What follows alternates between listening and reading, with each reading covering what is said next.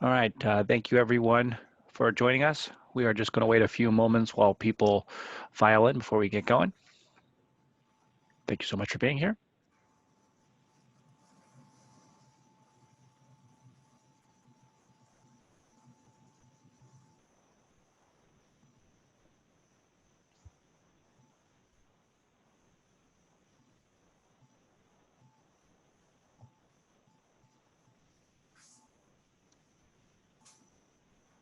Just want to welcome everybody again. Thank you all for being here. We're just going to wait a few more minutes while people file in, and then we'll get started.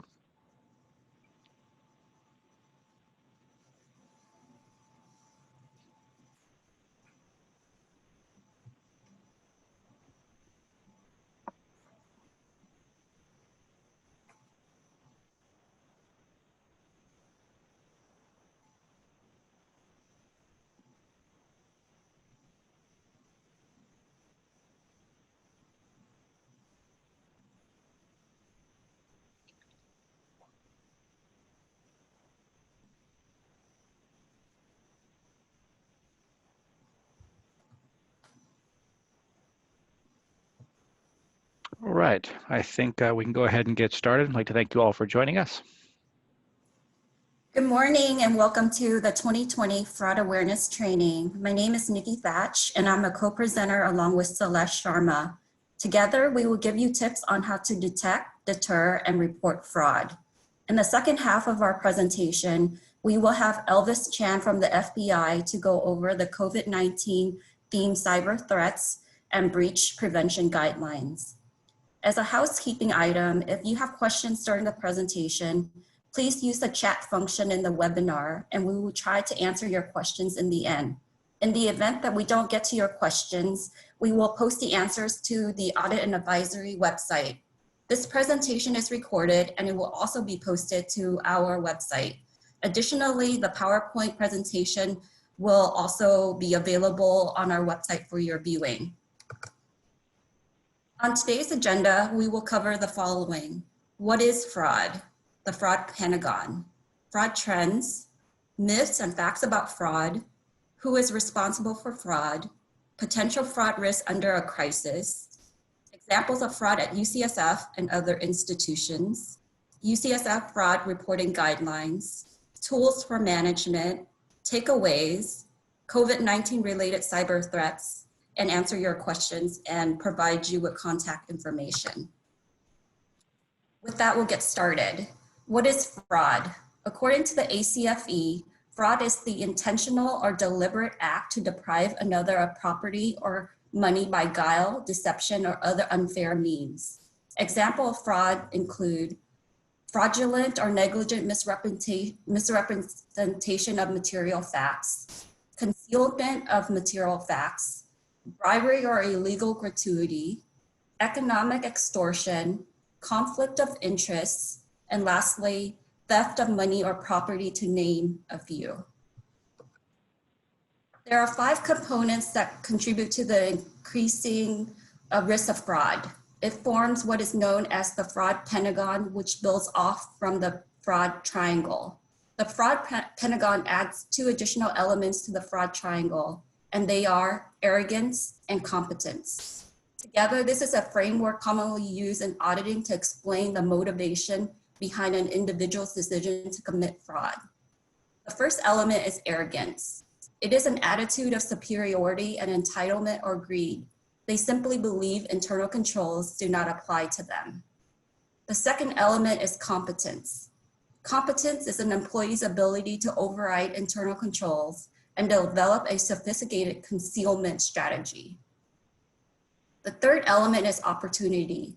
This is when weak controls provide the opportunity for a person to commit fraud. Note, without opportunity, even a motivated and rationalizing would-be perpetrator can't commit fraud. The fourth element is pressure. This is when there is motivation to commit and conceal a fraud. Examples of pressures are the pressure to maintain a high standard of living, paying off debt from credit cards, medical bills, or a gambling addiction.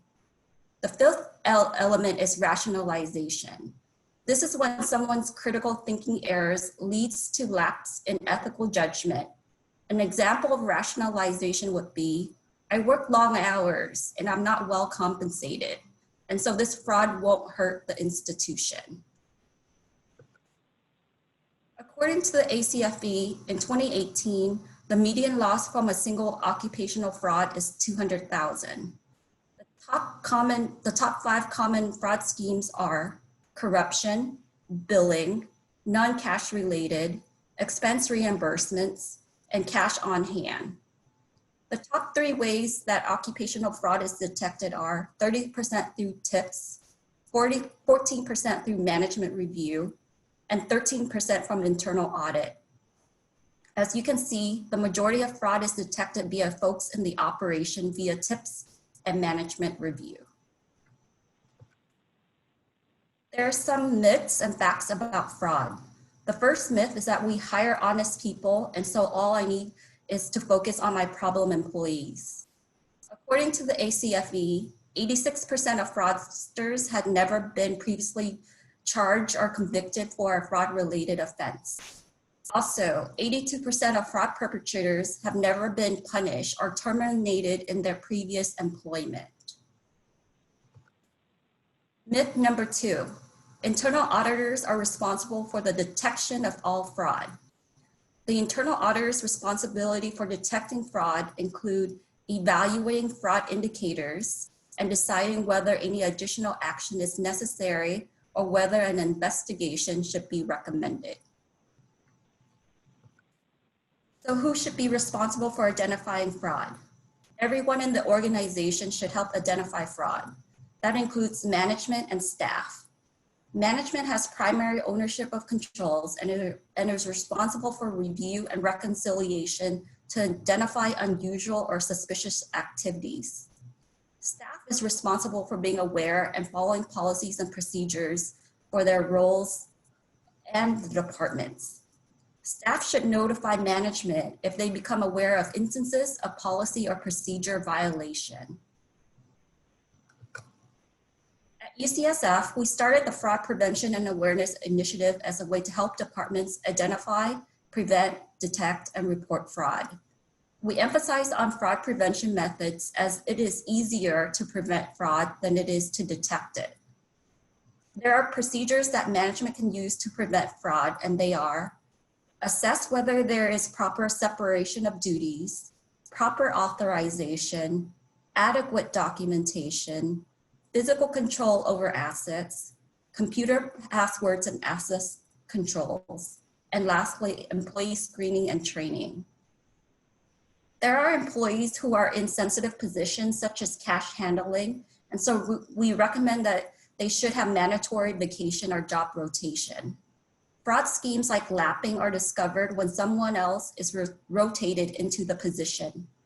Lapping is a scheme that involves taking a subsequent receivable payment and using it to cover the theft. The receivable from the second transaction is covered by money from the third transaction, and so on. It must be noted that the most effective fraud prevention method is the perception of detection. Management must perform reviews, analysis, reconciliations, physical inventories, and audit its own records and follow up on discrepancies, anomalies to heighten the perception that there is a detection control in the organization. And in the next session, Celeste will go over potential fraud risks under a crisis, as well as case studies of fraud at UCSF and other institutions. Thank you, Nikki. In the next few slides, I'll go over some of the fraud risks and controls to consider during a time of crisis, such as the one we are currently facing. We find ourselves facing an economic downturn that will impact nearly every industry sector, some more deeply than others. With a significant decrease in expected funding, universities will need to turn to cost-cutting measures. Bruce Doris, President and CEO of the Association of Fraud Examiners, stated that during the economic downturn, we can expect not only more fraud to occur, but also more existing fraud to be discovered. This is not a time for organizations to let their guard down when it comes to audit, compliance, and internal controls. Instead, we should be boosting those efforts. This is especially true with more remote employees but also because the motivation to commit fraud rises significantly in periods of economic uncertainty. As my colleague Nikki mentioned, the fraud pentagon, the three elements, pressure, opportunity, and rationalization, will be present in this economic downturn.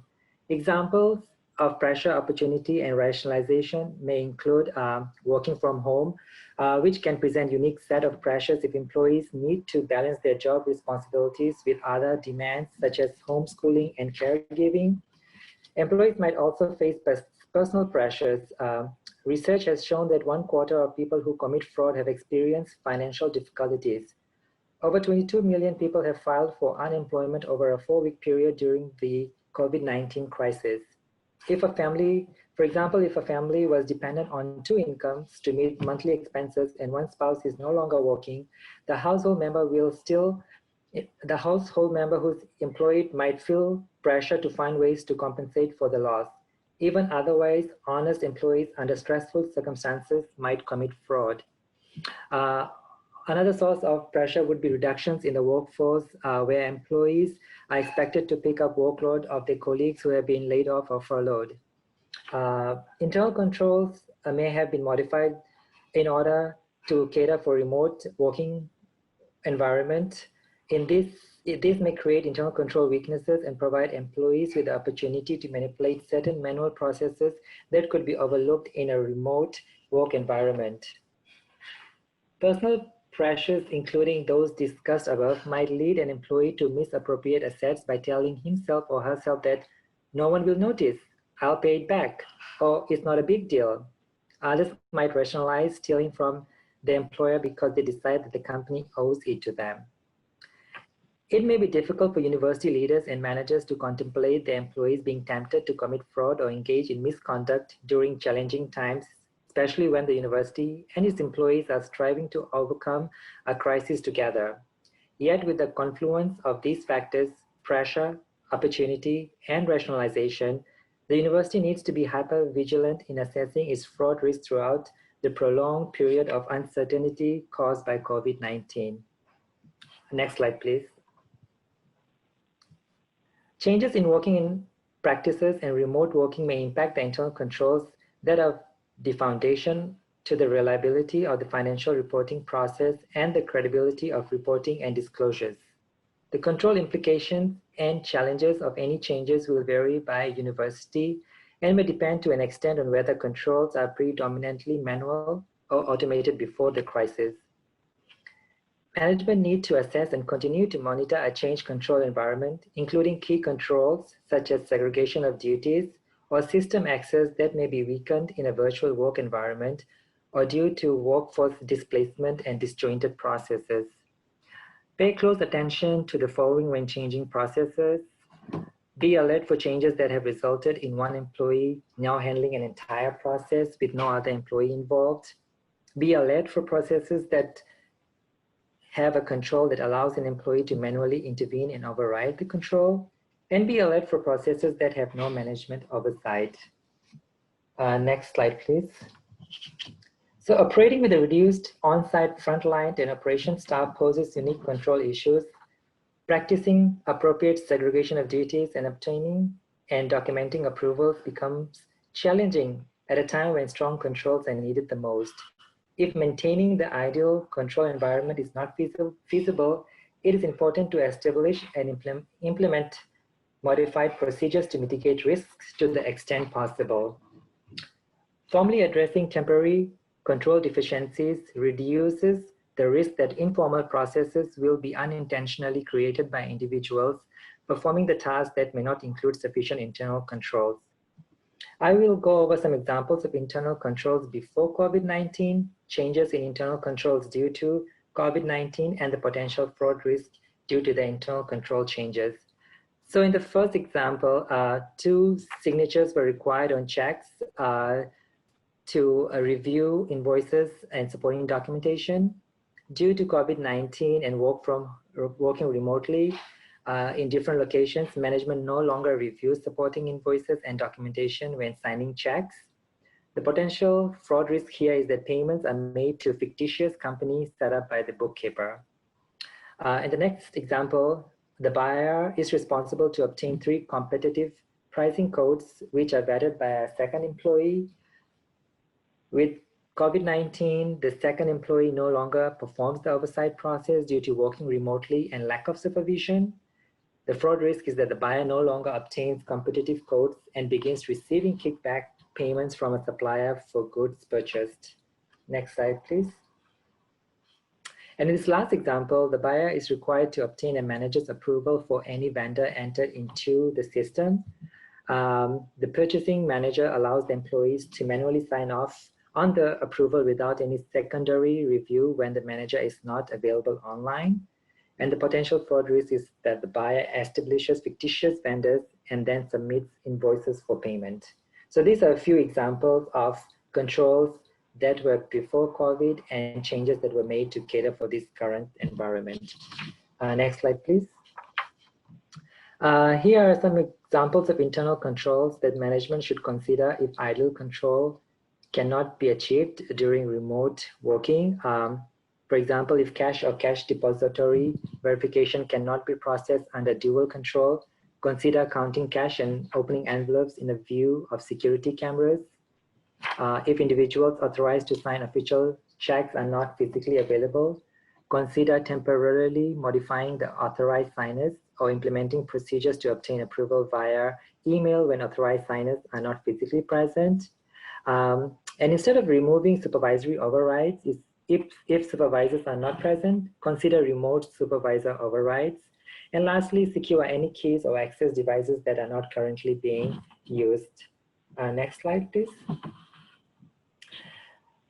So during the COVID-19 crisis, like many businesses, doctors, dentists, chiropractors, and other healthcare providers have been unable to physically open. The combination of reduced income and the need or desire to support expenses and lifestyle provides the pressure and rationalization components of the fraud pentagon. And telemedicine isn't a new concept. It's become an integral element of healthcare delivery. It's prone to fraud opportunities because of the absence of direct patient contact, and US federal loosening the regulations during the pandemic has opened the door for more telemedicine visits and potential for fraud. Here are some of the red flags to consider, including high volume of durable medical equipment prescriptions by a healthcare provider. The provided DME isn't compatible with coded and billed items. Referral for diagnostic studies that are not medically necessary and aren't supported by documentation, and complex medical charges are applied to a physical therapist e-visit. Next slide, please.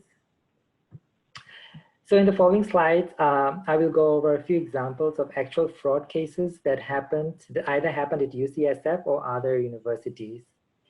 In this first example, a researcher was able to make unauthorized purchases of a substance that is a precursor to making a controlled substance. This may pose a huge reputational risk for the university, and since the funds used was from a grant, the university would be liable for non-compliance with grant funding, and future funding may be in jeopardy. This fraud could have been avoided if there was proper internal controls in place to help deter and detect the fraud. Some of the things that the university could do in order to prevent any future fraud like this is having purchases approved by a PI or supervisor, controlling access to precursor substances and controlled substances, and an experienced employee should perform a tracking and trending analysis of the purchases, and irregularities should be investigated. Next slide, please. In this next example, a hacker was able to log into an employee's at your service account and change the employee's payroll bank account number to their own. UCSF notified the employee via email to confirm this change. However, the employee ignored the email, thinking it was a phishing email. UCSF's control is to verify with the employee whenever there is a change made, which they did in this case. The hacker was able to receive the employee's payroll. This could have been prevented if the employee followed up with payroll and let them know that the change was unauthorized. Also, if the employee could have followed up with IT if they suspected that the email was phishing. IT would be able to let the employee know if it was a phishing email or not. Next slide, please. In this example, an employee has a second job unknown to the university with a company we do business with. This employee has the authority to approve purchases less than $100,000. The employee would split the bids so it would be under 100,000 and he could approve the award without going through the request for proposal process. Additionally, this employee was also leaking pre-bid information to the company he moonlights for and was also on the committee to evaluate the request for proposal. In doing this, the employee would get the contract awarded to the company he moonlights for. This caused risks that UCSF may be getting inferior good or service at an unfavorable rate. Also, this is in violation of UCSF procurement and conflict of interest policies. This could have been easily prevented if there were additional controls in place, such as management reviews of 2 or more similar or identical procurements from the same supplier in amounts just under $100,000, or competitive bidding limits for amounts under $100K. Also, reviews of unjustified split purchases that fall under the competitive bidding could have prevented this fraud. Next slide, please.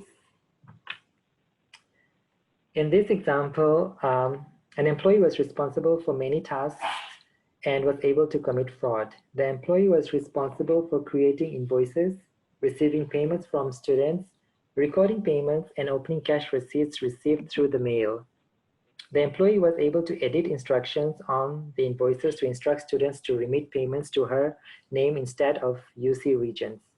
Since the employee was receiving payments and opening cash receipts received through mail, she was able to deposit checks written out in her name into her account. There was a huge flaw in the internal control. There was clearly no segregation of duties. This person was able to perform multiple tasks without any reviews. What could have been done to prevent, detect, and deter this fraud, or the controls that should have been in place, is that recording of payments and depositing functions should be segregated, performed by 2 separate individuals. 2 individuals should together open cash receipts received through the mail, and 1 person logging the cash receipts. Also, a bank reconciliation should be performed monthly, comparing the cash receipts logged to the sum of all deposits in the bank account statement and any variances investigated. Lastly, a reconciliation between the student's roster against payment received should be performed on a regular basis, for example, quarterly. Next slide, please. So here are some guidelines for fraud reporting. So if any individual department identifies suspected fraud activity, should contact Chief Audit Officer of Audit and Advisory Services. Things that should be included as part of the report should be relevant information, including any party suspected to be involved, the extent of the loss, and any potential or ongoing exposures. If an internal party is implicated, the results of the investigations will be communicated back to the head of the department, submitting a report of suspected or actual fraud. And if there is a criminal aspect to the fraud, UCSF PD will be notified. Next slide, please. And here are some contact details that could be used when reporting fraud. The first is Bill Seacott. He's the investigation coordinator with Audit and Advisory Services. The next is Irene Magdalene. She's the Chief Audit Officer, Audit and Advisory Services. And there's also a whistleblower hotline, 1-800-403-4744. And also employees could use University of California Office of President's whistleblower website to report any suspected or actual fraud. Next slide, please. Some other tools and resources that employees can use is the Audit and Advisory Services website. And within the website, we have a fraud prevention checklist that departments can use to do self-assessment of any fraud risk within their departments, and also looking at university policies and fraud reporting guidelines. Next slide, please. So Some of the takeaways that I would say from Nikki and my slides would be to be vigilant, ensure that there are adequate internal controls, be aware of processes, controls, and things happening in the department and around you.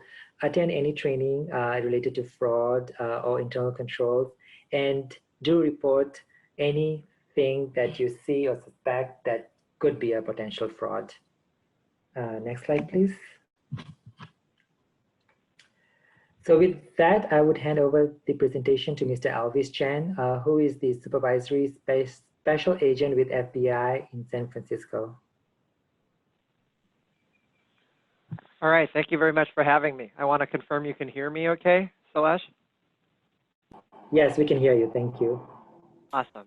Okay, so it seems like you've already gotten a pretty good overview of the types of fraud that you will most likely encounter. I wanted to share with you the FBI's perspective on what we're seeing in terms of COVID-19 themed cyber threats. As Celeste and Nikki mentioned, I'm a supervisory special agent. I run one of the cyber squads here in FBI San Francisco. So if we can go to the next slide. Here's the legal disclaimer. This is to make the FBI lawyers happy. So I am providing you with my personal views and opinions. This is based on both my investigative experience as well as my training. If there is an official FBI stance or an official U.S. government stance on something, then I will preface it by saying that ahead of time. But otherwise, just think of it as my personal opinion. All right, let's go to the next slide. So you guys are painfully aware of COVID-19, as am I. And I just want to let you know, these are the types of cyber threats that we're seeing, right? So both foreign state actors and criminal actors are exploiting the COVID-19 pandemic for their own benefit, right? So everyone, unfortunately, if you're a bad person, you're typically very opportunistic. We have seen a lot of targeting specifically at the organizations that I mentioned. And so, you guys are in both, right? You're kind of in a university's situation. You're not a pharmaceutical company, but you're like a healthcare organization, right? So you are a double whammy of getting targeted right now. And then, so what are the goals of these bad people, right? So there's a lot of different goals, but I've narrowed it down to 4, right? Some, from the foreign government standpoint, is to collect intelligence, to collect the kind of research that you guys are doing, to collect your numbers, that sort of thing. Also, to conduct misinformation campaigns. There's a lot of foreign states, specifically China and Iran and Russia, who are doing a lot of disinformation campaigns about what is COVID-19, who's doing a good job of handling COVID-19, who's doing a really horrible job of it, and there's a lot of finger pointing going on right now. And then last but not least, probably the most prevalent is conducting cybercrime, right? So as both Nikki and Celeste mentioned, all of you guys are probably teleworking, right? We're on a Zoom call right now. So there's more exposure for UCSF and for all organizations because everyone is working off of a laptop at this point. If you could go to the next slide. So what are the criminal schemes that we're kind of seeing right now? So I'm going to just briefly go over them. So there's a lot of fraud around medical equipment, right? Both PPE and ventilators. Actually, some county and state level public health organizations have fallen for this, right? People are throwing up these websites like, hey, we can sell ventilators. We have them available. Or, hey, we can sell you hand sanitizer or gloves or masks at a discounted rate, right? But, you need to put a down payment, and then they put a down payment down, and then they don't, get anything delivered to them. So this has definitely been going on. Another thing that has been going on, I don't know if you guys have noticed in your emails, but there's a lot of COVID-19 themed emails coming out. People pretending to be the CDC or the WHO or state public health organizations or county level public health organizations saying, hey, you should click on this to see what the heat maps look like or to get information about X or Y. So this is really going on. And these phishing schemes, the other thing they're doing is they're pretending to be a third-party vendor, right? So they're pretending to be one of your vendors and like, hey, I just want to let you know that we switched our bank account to this different account. So please, wire money to this new account. And we have had a lot of business email. So that's a business email compromise fraud, right? So they are sending you an email and trying to convince you to do something, which is typically to either provide personal information or to wire money to bank accounts that they control. Another thing that we're seeing is there's a lot of text messages that are going on, right? With links, please click on this link if you want to see, what the COVID-19 infection rate for your county is, and what it does is when you click on the link, it installs spyware on your device, right? Either your smartphone. Actually, I guess that's where you would get text from. So yeah, it'll steal information from your smartphone. And then, like I mentioned, there's just lots of COVID-19 themed sites. So I already briefly mentioned that these fake websites, spoofed websites is another way of saying it, that are either selling equipment or like doing GoFundMe pages to raise money for someone who's been impacted by COVID-19, but they're like not real people. Lots of these kinds of scams are going on every day. So ic3.gov, hopefully, if you're familiar, if you're not familiar, that is the one thing that you need to remember from my presentation is it's our Internet Cybercrime Complaint Center. It is run 24 hours a day, 7 days a week. We have analysts looking at every complaint, any kind of internet/cyber complaint that you have, please report it there. And then if it's like connecting to an existing case, we will get that added to the existing case, and they'll reach out to you. If it's not part of an existing case but doesn't meet the dollar threshold, it'll still go into our databases. And then if we see the same guy who's scammed tens of thousands, actually we need in the millions range before we can actually open a case, then but that would be my one plug is please, if you guys see something, say something. And the way you say something is on ic3.gov. Okay, if we can go to the next slide. So I alluded to talking about foreign state actors, right? So what are they doing? And I would argue right now China is the worst perpetrator of this. So, like as you are all aware, China was the first epicenter and the origination for COVID-19, and it appears from all media reporting that they did not do a good job, that they delayed their response to this situation, and that had consequences globally for all of us. So right now, China is in positive messaging mode, right? It's a little difficult right now because they're trying to contain an outbreak in Beijing, right? I guess this is the second wave. So they're trying to do a lot of disinformation messaging where, hey, China is doing a great job. It was the U.S. that screwed up. And one of the main misinformation themes we're seeing is some U.S. soldiers actually went to Wuhan, China to participate in, it's kind of like an Olympics, but for military organizations, like it was athletic events. And so they're saying that these 2 U.S. soldiers actually brought COVID-19 to Wuhan. That's one of the main messages that they're trying to push out, that it didn't actually come from China, it actually came from America. And so that's one facet. The other facet that we have seen hitting all of the big pharma companies, all of the big biotech companies here, they're trying to steal our technology. Everyone is trying to make the vaccine faster. Everyone is trying to figure out, what are the good treatments for COVID-19. And so guess what? You and I both know that American technology, American research, it's the best. And so they're actively trying to steal or have stolen our information and our technology so that they can get a leg up as they are developing their treatments and their vaccines.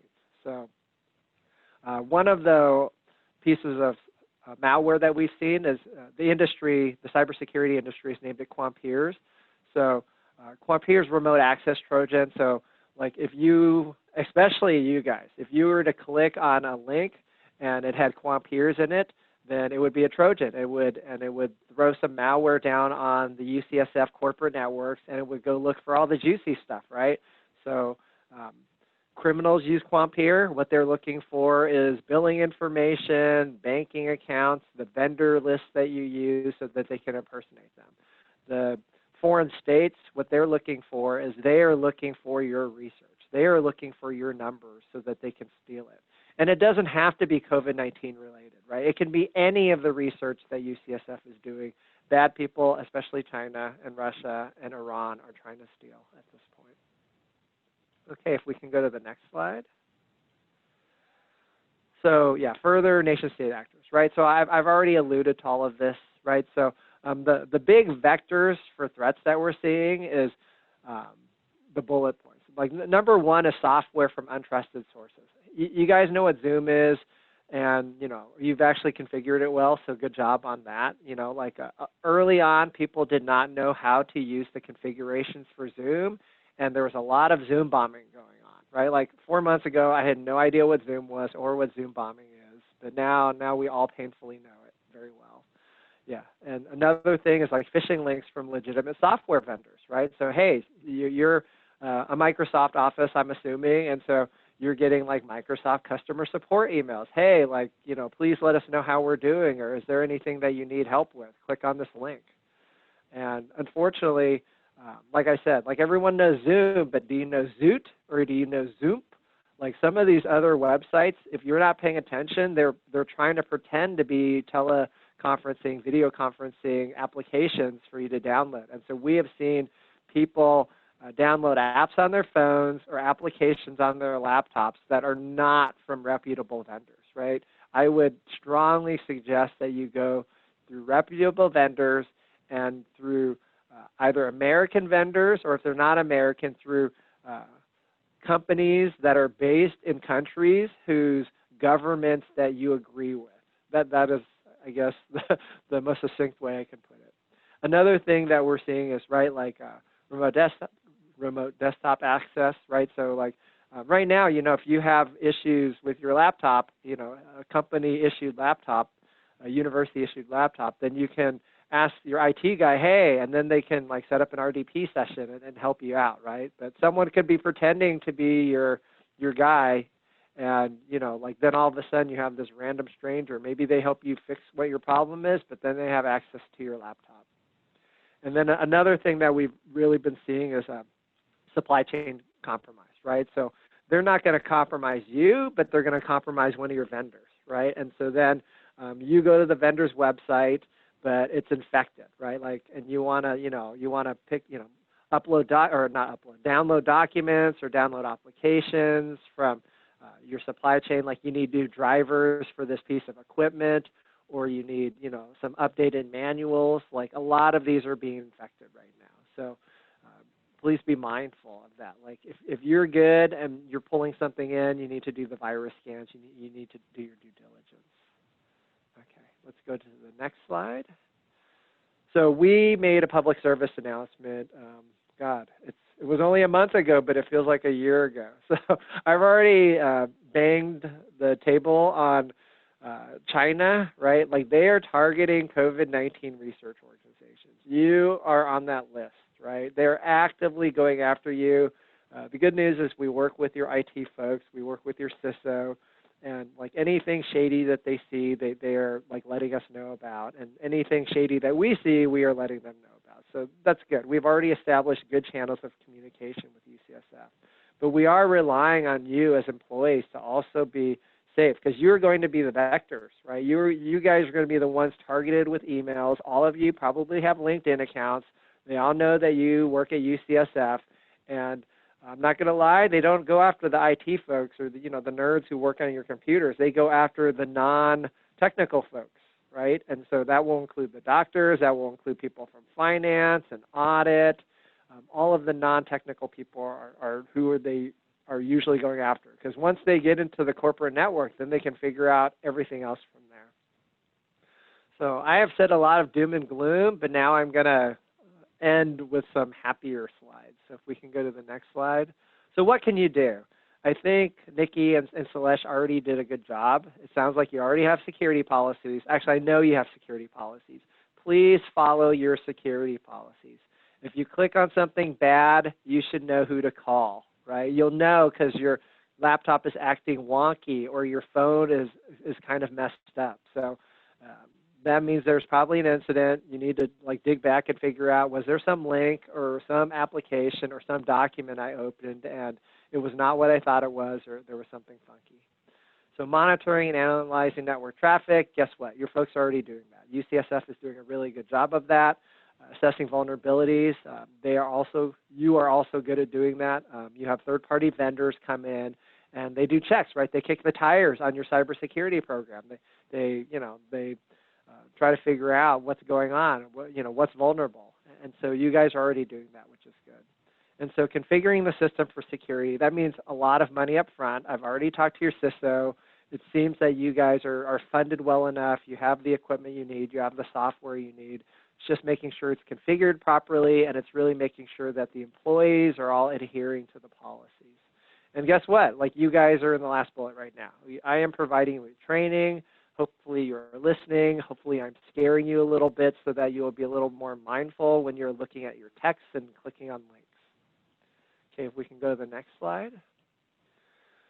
So this is really for your IT folks who I've spoken to on many occasions already, right? So having good patch management. Actually, you guys are a part of that, right? Because a lot of times they'll say, hey, like, servers are going to go down at this time. Please leave your computers on, or please leave your laptops on, or please, let these software upgrades happen, right? So definitely, like, if you need to leave your laptops on, or make sure that you are properly patched. Make sure that I would say about 80 or 90% of the time, the bad guys get in either through phishing emails or they get in through unpatched known vulnerabilities, right? Something that's already known but that has a patch for it. People have not installed a patch. And so when I talk with the technology companies, they tell me it typically, like a known vulnerability that hasn't been patched, it can be open for up to 7 years, right? It takes that long for, like, some patches to work itself through the computer ecosystem. So the sooner that you can upgrade with new patches, the better, right? Controlling physical access to your computer, securing your wireless networks, user access management. You guys are actually all doing this. Please just comply. Please give your IT folks patience, right? They're making you do all of these things, right? Changing your password or doing two-factor authentication so that they can help you protect your networks. At the end of the day, we want to protect you so that bad guys don't come in and steal all of the research that your researchers, your doctors have been doing, or steal all of the other information, right? Or steal your money. At the end of the day, full disclosure, I have donated money to, different research centers with at UCSF. I would hate to think that my money was, like, stolen by a bunch of criminals from Romania. Okay, if we can go to the next slide. So here's my Mythbuster slide, right? So a lot of people, they see the FBI and they think, oh, like, we're going to be rolling in our raid jackets and pulling out computers. Like, that is the last thing that we would do if you were a victim of a security breach, right? What we do is we have a phone call, right? I talk with Pat Phelan, your CISO, and like, typically there'll be your general counsel or your deputy general counsel. There'll be a lawyer on the call, and we'll have a conversation and we'll figure out what happened, and then we'll schedule an appointment, right? Hey, Pat calls me on a Friday at 5 o'clock in the afternoon, which is when you guys usually figure out something bad happened, and he would give me a preliminary discussion of what's going on, and then we schedule for us to come and meet next week, right, on the Wednesday, right? So that's number one. Number two is we are not here to fix your systems. You have very capable people. You also have incident response and mitigation companies who are there to help you fix things. So, right, we are not the FBR. We are the FBI. Our job is to investigate. We are not going to share any proprietary information with any competitors. I don't know. Like, I mean, you're a public, university research center. Maybe this doesn't directly apply. And then also, you guys don't have shareholders. But at the end of the day, we're not going to share any sensitive information with anybody when we have an active investigation. However, you have HIPAA regulations, you have state health regulations that you will have to comply with on disclosure.